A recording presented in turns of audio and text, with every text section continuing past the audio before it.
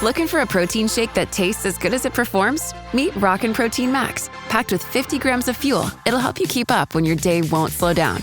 And because it's always creamy and never chalky, every sip tastes great. Even better, it's lactose-free and has 0 added sugar.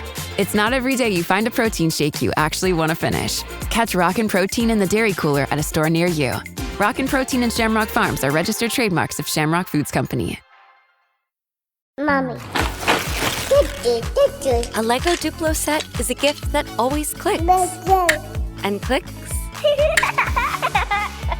And clicks. For all the kids who love to stack and play, choose a Lego Duplo set. A gift that always clicks. Welcome to Holocron History, Star Wars Canon versus Legend. Join us as we take a deep dive into the lore of the Star Wars universe. Hello, and welcome to the Holocron Histories podcast, where we talk about Star Wars canon versus legends. I'm one of your hosts, Austin, also known as Teacup. And I am your other host, Ben of Temeria. Yeah, and so we're here to continue talking. I guess we're starting to talk about elements in Star Wars, metals in Star Wars. Metals, elements. I just wanted to do some things that we could use as kind of like filler episodes that could relate to current Star Wars. Last week we went over the Beskar, which everybody knows from if you watch The Mandalorian. You probably know what Beskar is. This week we are going over another metal called Cortosis. And if anybody's watched The Acolyte, they recently shown Cortosis in live action. And yes, they how headbutting a lightsaber was freaking cool as hell. I thought it was cool. I did too. I thought it was cool. But so this episode we do have enough info in Legends and in canon, surprisingly. So we are doing a Legends and canon episode like we used to do.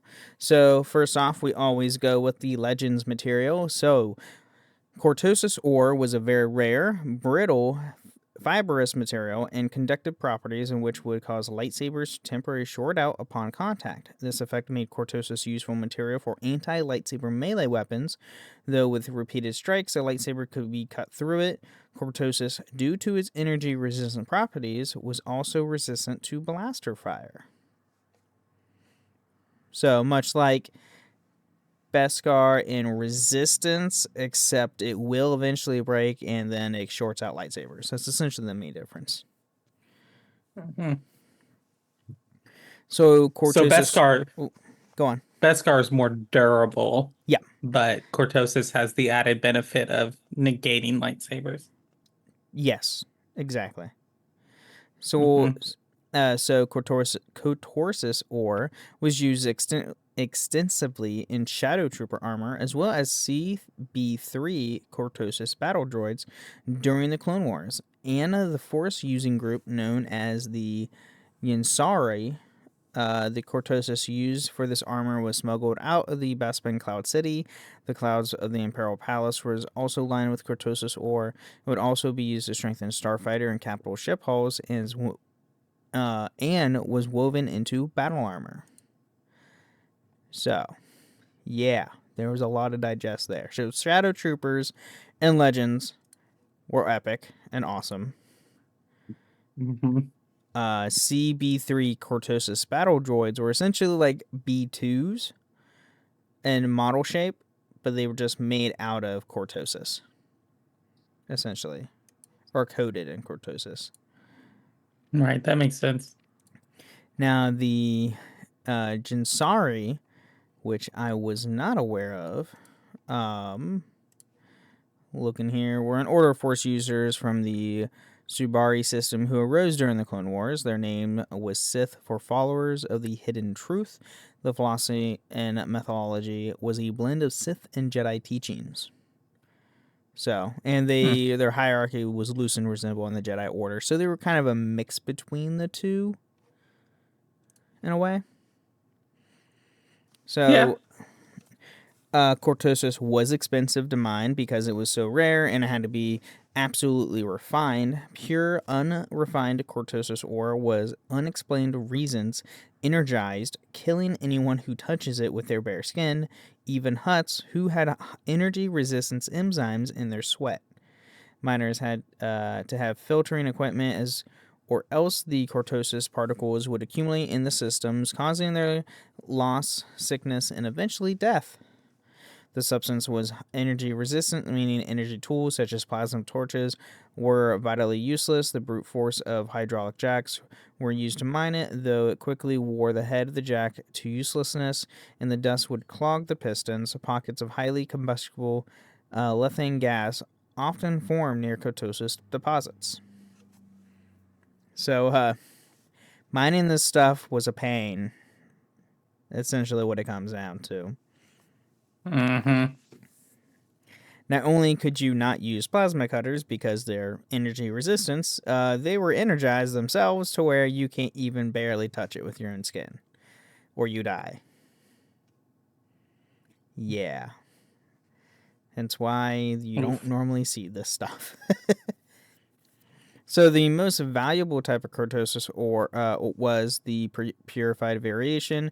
It was known as Cortosis shield, used by Roman Fowls, Imperial Knights on their gauntlets. It was effective, even having more durability than Beskar. Demonstrating this, Rowan Fell cut a pauldron in two and could short out a lightsaber for a short period of time. Only lightsabers that used a special kind of lightsaber crystal mined on Mestar were immune to the effects of cortosis. And obviously this is Legends to where you could find lightsaber crystals other than Ilum. And Right. they had other properties outside of Ilum compared to canon, where it's really not the case. You mainly get your lightsaber crystals from Ilum. Or given to you by a Jedi Master of some sort, like Yoda. That makes sense. So moving into the history of Cortosis during Legends. So during the New Sith Wars, the Outer Rim or Orwooks Company mined Cortosis on Apartos, where the future Darth Lord of the Sith, Darth Bane, was born and drove Cortosis for several years before fleeing to the Sith army. So Bane ored Cortosis in his youth and didn't die. The Jin Ha mined Cortosis on Obradan during the invasion of Boo. Trade Federation assassin droids used Cortosis weapons. During the Clone Wars, the Jedi Council discovered the Confederacy of Independent Systems was mining Cortosis on Beldermanic and dispatched a task force led by Hulgard Ventor and Shah Kun to sabotage the operation.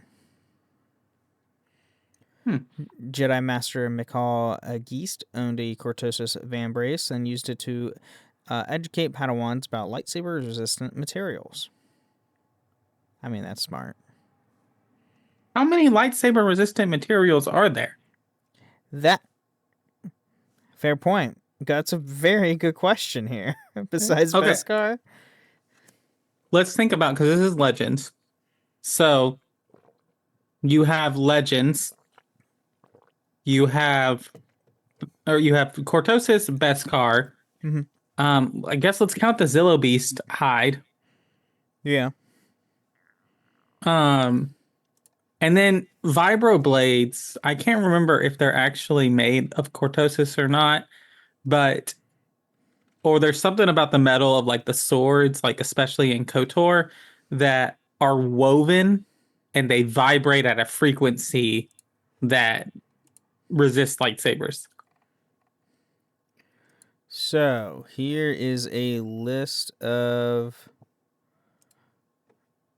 Oh wow, there's 21. There's armor weaves, Beskar, Cortosis, Disblade, Duraplast, Felucian Skull Blade, Force Imbued Blade, Colon Crystal. Let's see, Nordis Root, Neuramium, Fick? It's Phrik. I don't know. Quantum crystalline armor, a Sith sword, song steel, and ultra chrome, and then Fondane. Oh, that's a person. A person is lightsaber resistant? Oh no, this is known How as does that armor. work? Sorry, Oh. Voldum Skrill Krylik, more commonly known as the Voldrum Crab armor. It's a bioengineered crab shell plated armor used by the Yuuzhan Vong. That's terrifying looking too. So Yeah. there's multiple lightsaber resistant materials, and Zilla Beast hide is also one of them that's not mentioned that I mentioned there, and there's I think a few others. Mm-hmm. So now we also going into Anzadi Assassin Seja Tasha wore a pair of clawed Cortosis gauntlets during the Clone Wars. Large deposits of Cortosis were also known to be on Duro and Cantoris 7. Quinlan Vos wore a Cortosis gauntlet on his left arm during the Clone Wars. Hmm. The Padon Sith Lord Darth Desalis used a Cortosis shield to block lightsaber attacks. Cad Bane used a slug thrower that fired Cortosis shots that he used against Bolo Rapala to disable his lightsaber and capture him. Did not know Cad Bane used one. Gallic Fryer, you had an entire powered suit of shielded battle armor created out of Cortosis alloy. Riot stormtroopers were armed with electro staves made with Cortosis. Luke Skywalker and Mara Jade encountered a vein of Cortosis on Nerium while infiltrating the Hand of Thrawn during the Cadmus document crisis. The Umbaran Nisneen used twin vibroblades coated with Cortosis in combat. However, they proved ineffective against Force-sensitive clone soldier, who kept contact between their weapons minimal by striking fast, which therefore only caused his lightsaber to spark. Okay. Where's that from? I think this is from one of the games. No. I don't. Maybe no. Which one? Maybe not. Soldier. Soldier was also known as a prime to the One Sith organization. Was a human male clone created around 9 ABY from DNA of Jedi Knight Jaden Core. Okay. So Jaden Core is the protagonist of the Jedi Academy games. Oh, that's interesting. Yeah. Okay, First Impression and Riptide, which I believe is a book. Yeah, that's a novel. Yes. Okay. I own it. I've just never read it. No. Roland Fell and all his Imperial Knights had pure Cortosis gauntlets. These gauntlets were worn by all Imperial Knights who served the Galactic Emperor Roland Fell, and Fell, being a fully trained knight himself, also wore a pair. The gauntlets acted as a protective shielding. The gauntlets were used by warriors who engage in lightsaber combat, and Sith Lord Darth Krul was surprised to find his weapon deactivated in the midst of dueling Emperor Fell on Bastion.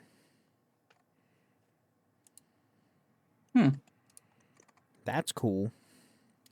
And we do have some Cortosis weapons. So we have the Cortosis Blade, the Cortosis Gauntlet, which weighed 1 kilogram and cost 1,500 credits, the Cortosis Shield, the Cortosis Shot, which is a slug thrower projectile that was made out of the metal Cortosis and used by Cad Bane in 21 BBY. This bullet, upon a striking lightsaber blade, would cause the blade to short out, giving the shooter an advantage over the lightsaber wielder. However, Bane stated that the bullets were expensive and hard on the slug thrower's barrel, which that makes sense. Yeah. Then we have a Cortosis Staff, Cortosis Weave, and Cortosis Weave Armor, which makes sense because a weave is thread typically, or weave in metal. So, yeah, that's fun stuff. And then we do have some behind the scenes for Legends. So, sources conflict over the nature of Cortosis and its effect on lightsabers. Old Republic era sources, such as Knights of the Old Republic and Knights of the Old Republic 2 The Sith Lords, video games treated the effects of Cortosis weapons as merely energy resistance and only capable of blocking lightsaber attacks. Though it had been so do the gameplay mechanics, so Cortosis blades wouldn't be too overpowered. This portrayal of Cortosis is similar to that of Freak in Mandalorian Iron. This is similar to the effects in Star Wars Obi-Wan, where assassin droids were carrying Cortosis blades, can block lightsabers but not shut them down. Yeah, I mean, makes sense. You don't want an overpowered game mechanic. Now, granted, it would be kind of cool if they did, because then, it would make gameplay challenging. 2, if you could get said Cortosis weapon, fighting the Sith Lords at the end of the game would be a freaking cake if that was the case. And that would have been awesome. Yeah. Taking down freaking Darth Malak with the freaking Cortosis sword. That would have been freaking sweet. In the game Star Wars Jedi Knight 2, Jedi Outcast, and Star Wars Jedi Knight Jedi Academy, when the player slashes a Shadow Trooper with their lightsaber, the saber will not deactivate, however the damage is reduced and slight exploding effects appear around the area and the armor was struck. In Darth Bane, Path of Destruction, a Cortosis mine is described, and Cortosis is said to be incredibly dense and difficult to mine, but highly sought for its energy resistance properties and make it useful for weapons, armor, and starship construction. In these sources, Cortosis items and weapons are commonly used in the conflicts that make up the Dark Wars and the Sith Civil War. This differs greatly from later era portrayals, such as I, Jedi, in which Cortosis is described as a brittle, highly malleable metal capable of not only blocking energy attacks, but disabling lightsaber weapons when it comes into contact with them. Different types of Cortosis have been named in various sources, such as Cortosis Alloy, Purified Cortosis, and Cortosis Weave, but no consistent explanation for the different portrayals have been provided by sources. And then the shutdown duration of the time for later era portrayal of Cortosis also varies in different sources. In Vision of the Future, when Luke Skywalker first encounters it, it deactivates his lightsaber, but he's able to reignite the blade immediately. In other depictions, however, including Purge and the Legacy comic series, it renders lightsaber useful for several minutes. Which we'll get into a little bit of that for canon. Yeah. It seems to be several minutes, seconds, maybe. Yeah, it's between a few, I would say between a few, like 10 seconds to maybe a minute. It just, I think it varies, because when we see an Acolyte, it was in various time differences, but there's also a lot going on during the episode where we see Cortosis, so there's also that. Like, a lot is going on in that episode. Yes, very much so. If you want to see a dark episode for Star Wars, go watch episode 5 of Acolyte. It was pretty dark. Actually, really, episode 5 through 7. Yeah. Oh, yeah. It gets very dark and interesting because things get dark and get very brutal combat-wise. Like, episode 5's combat was just a massacre.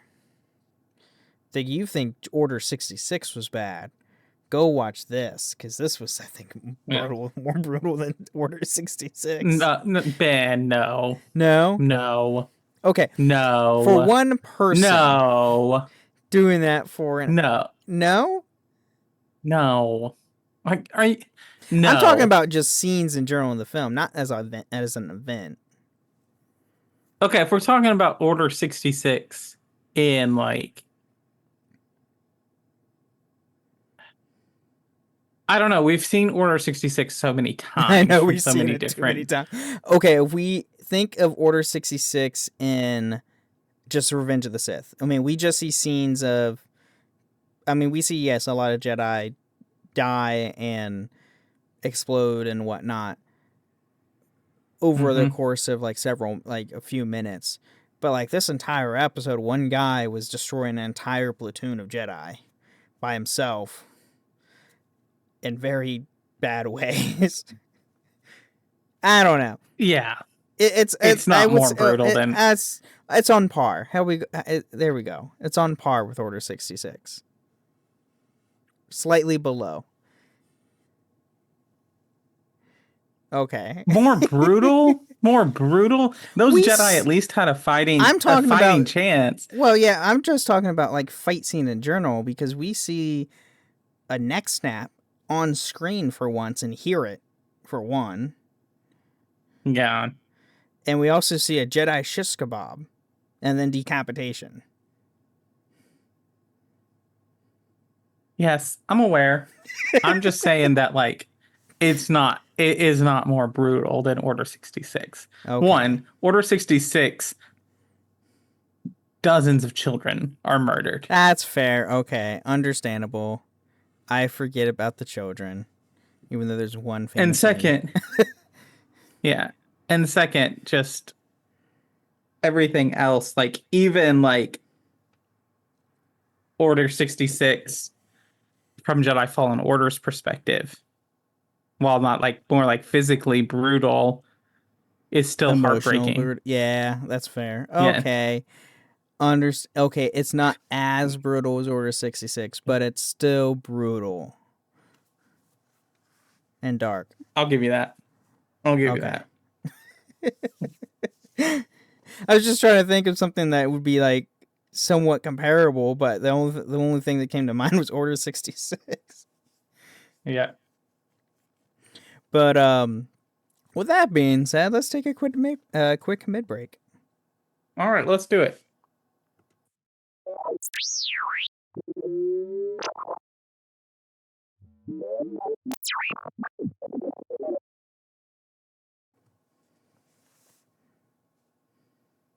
All right, welcome to the middle of the show where we take time to thank our patrons. Thank you to all of our patrons who support us. Our patron chat is coming up in next Tuesday. Yeah, next Tuesday. Our patron chat's coming up. I see Dojo in the chat. You better. SWTOR trailer Deceived was brutal. Okay, that's true too.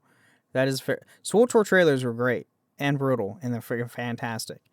But Dojo, think of what you want to talk about next week. I already have a feeling it's probably going to be Acolyte, but anyway. Yeah. So we, you can sign up and join us and come talk about that. It'll be a great time. Go to patreon.com/holocronhistories. Also, if you want to leave us ratings or reviews on Apple or Spotify, you can do that. If you leave us 5 stars and some kind words, we'll read it out on a future episode of the show. Ben has a comment to read that he has teased me with. I do. It's great. We had from Mace Windows from 6 months ago on our Tatooine episode from last year, from over a year ago. This is a great show that is too powerful to be left alive. The council will grant you the rank of master if you make a New Republic episode immediately. May the Force be with you, Masters Ben and Cup. See, that was great. It was great. It was great. See, we were given the ranks of masters. It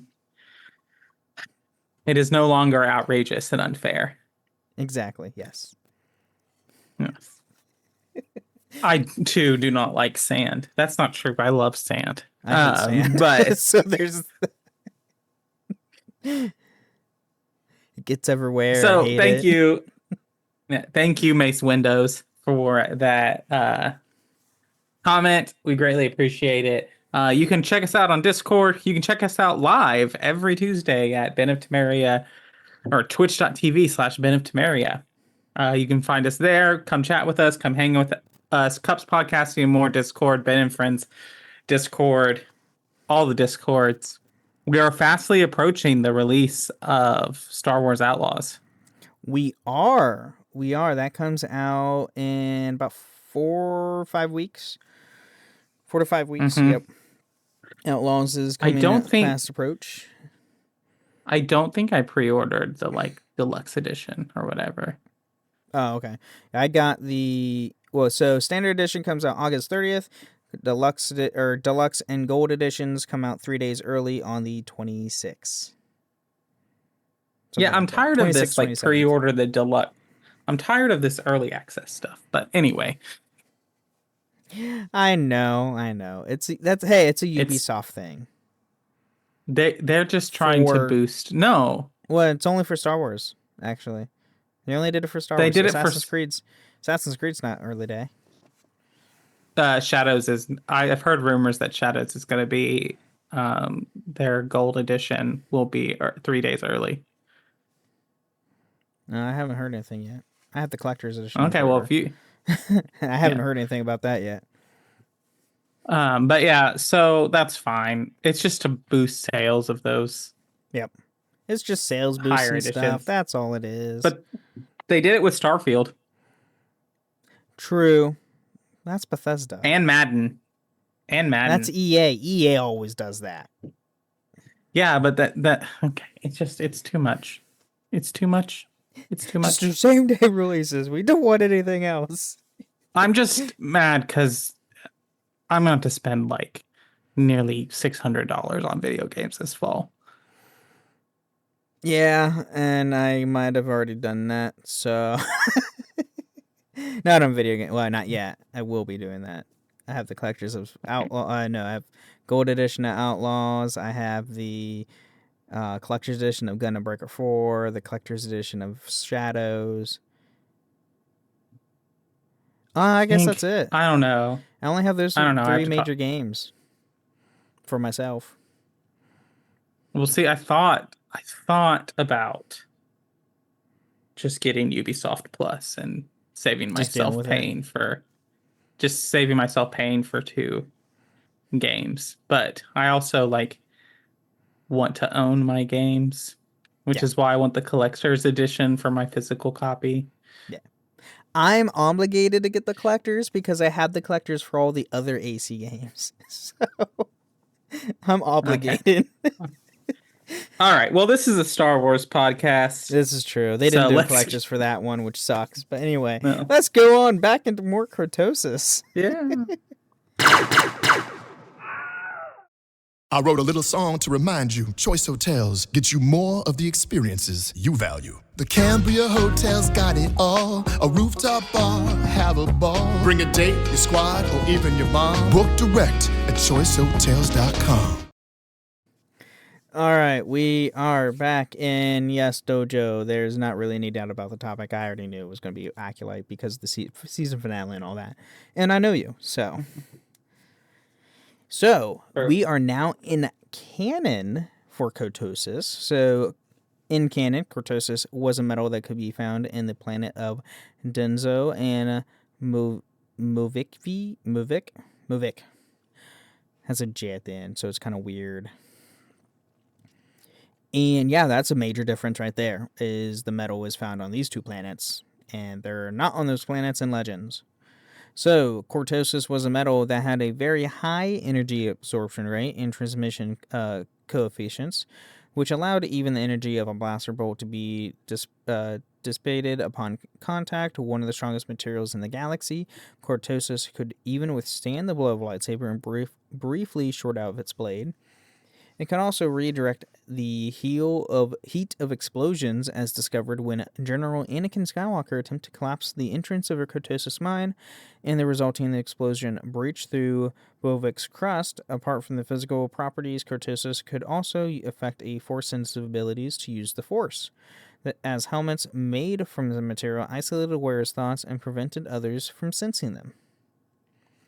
Which also makes sense that in the most recent, the final episode of Acolyte, we actually see that.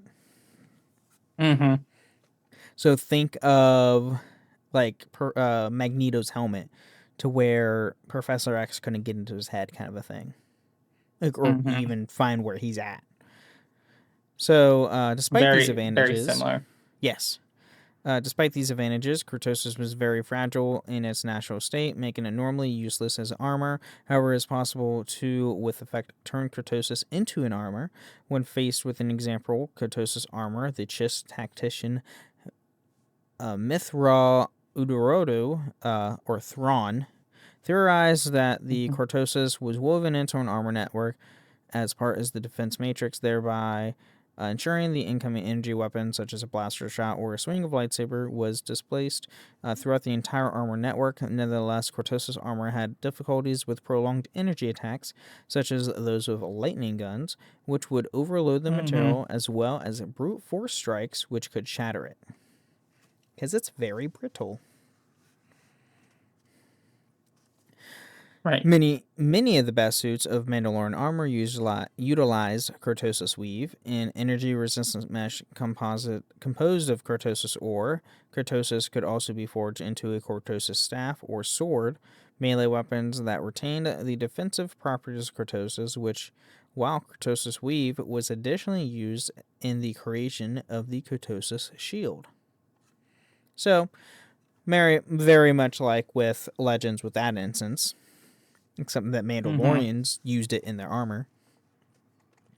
So, now diving into the history of Cortosis and canon. So, we actually have some canonical entry from the Old Republic era. So, during the era of the Sith, in the time of the Old Republic, the Ascendant created the Null Blade with the Cortosis alloy as part of their battle with the Sith Order. The Null Blade was briefly shorted out lightsabers. However, the blade was not reinforced and thus could still be cut by a lightsaber.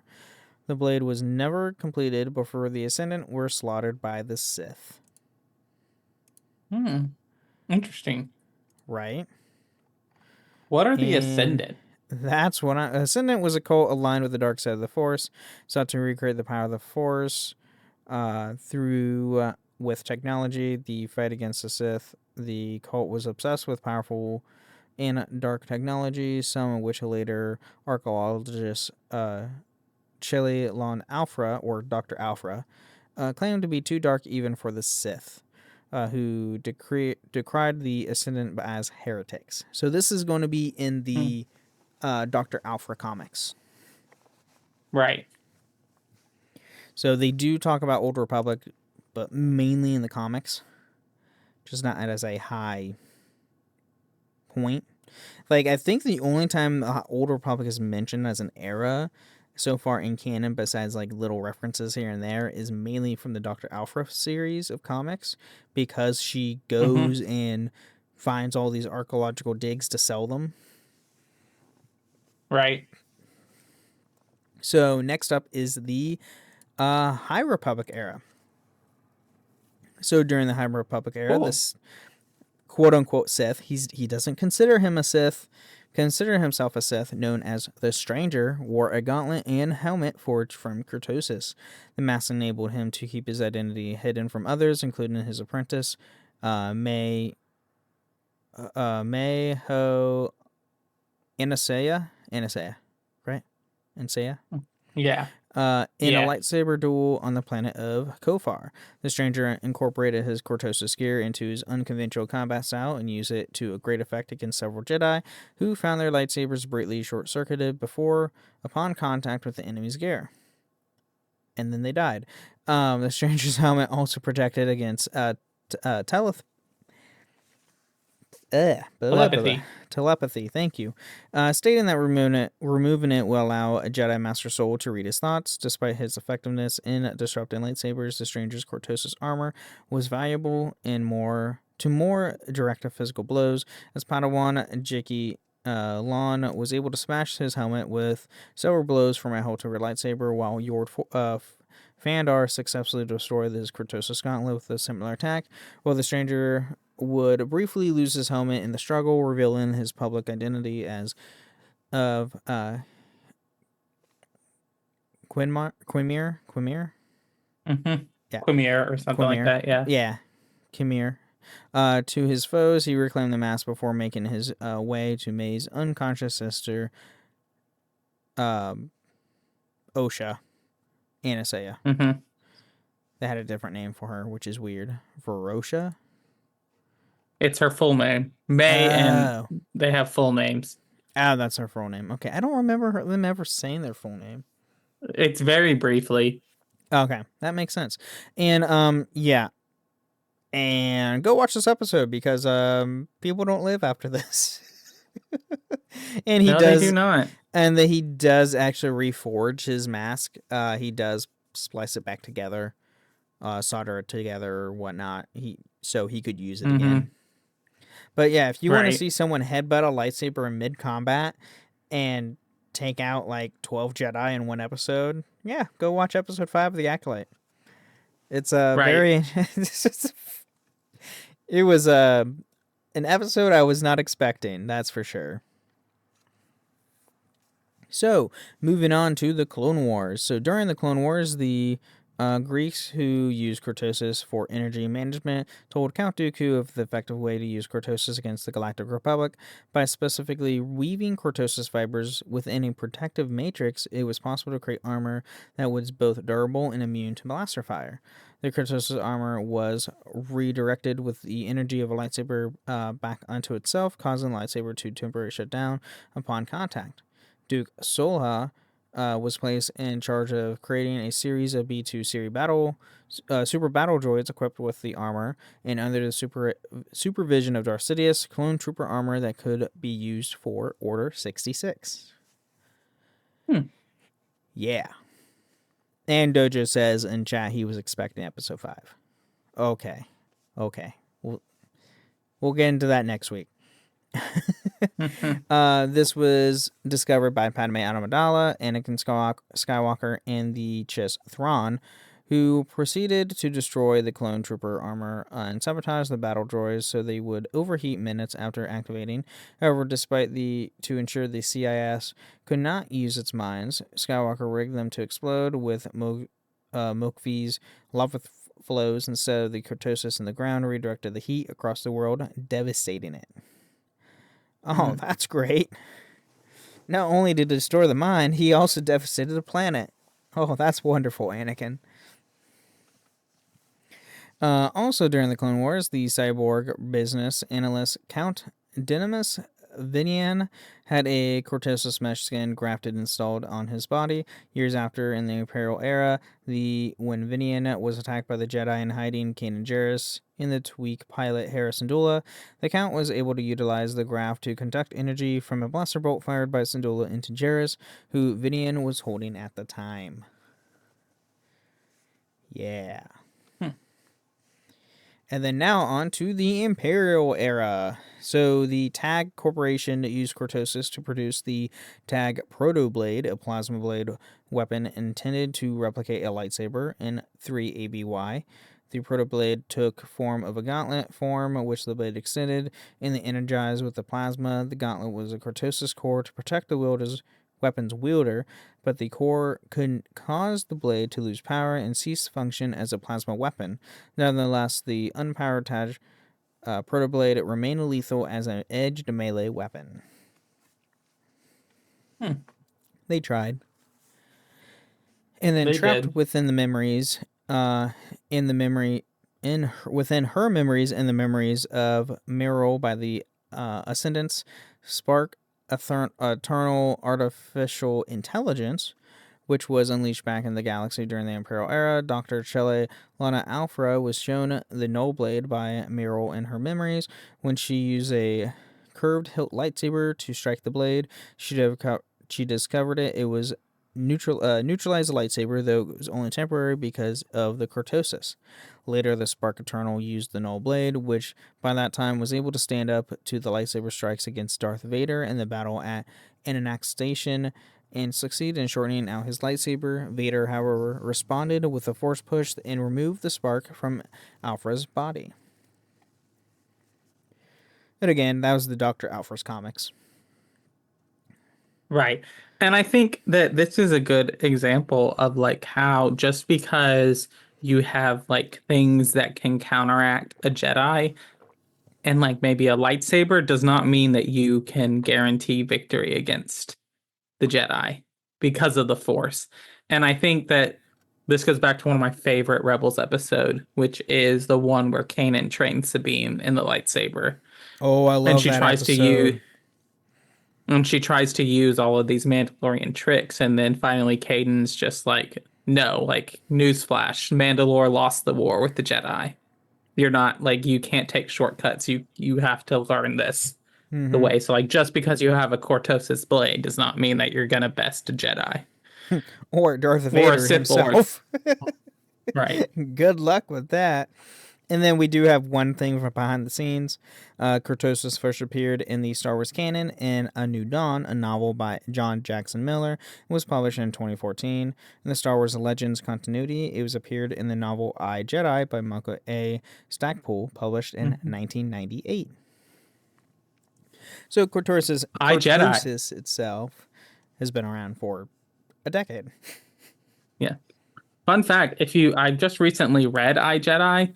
If you are looking for something to like read that's interesting, it is a Star Wars novel written in the first person. Ooh. It's the only one of its kind that I've read. Yeah, it's the only one that I've read that's written in the first person. But I thought that was interesting because most of them are like omniscient third person narrator. Right. That's interesting. It's a first person. Interesting. Huh. I have to take a look at that one. But yeah, that's what we have on Cortosis. Fun. It was a lot of fun facts with knowing that, Cortosis had a long history in both Legends and canon, and much longer in canon than everybody would think. It's been around for a decade. You just haven't physically seen it. Correct. It's an interesting thing. I'm excited to see what they continue to do it. Maybe we'll get season 2 of The Acolyte. I think it's at a point where it's really up in the air. I think that they told a complete story. They could end it there, and I don't think there would be anything that's like really left undone. I mean, with the cameos, I can see them have. I mean, that's kind of a thing there. But that's cameo is more like it's less of like, I don't consider it like an MCU post-credit scene where it's here's what's coming next. It's more of like, this is how this is going to tie in to the main story. Right. Which we can go on to that. Go listen to us on our next episode with our patron chat with our patron Kodojo, because we are definitely going to be diving into Acolyte stuff, which is going to be a heavy spoiler episode if you have not seen The Acolyte. And I'm sorry for the spoilers for episode 5. It's that good, you have to go watch it. Yeah. All right. Well, thanks for talking about Cortosis and doing all that. We'll see you all next time on the Holocron Histories podcast. Thanks for listening. And may the Force be with you.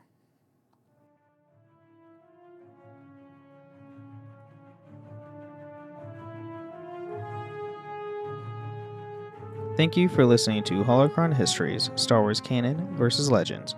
You can find us on the Robots Radio Discord at robotsradio.net, the Ben and Friends Podcasting Discord, and even at the Cups Podcast and More Discord. You can find us on Twitter at SWHoloHistories, and even email us at holocronhistories@gmail.com.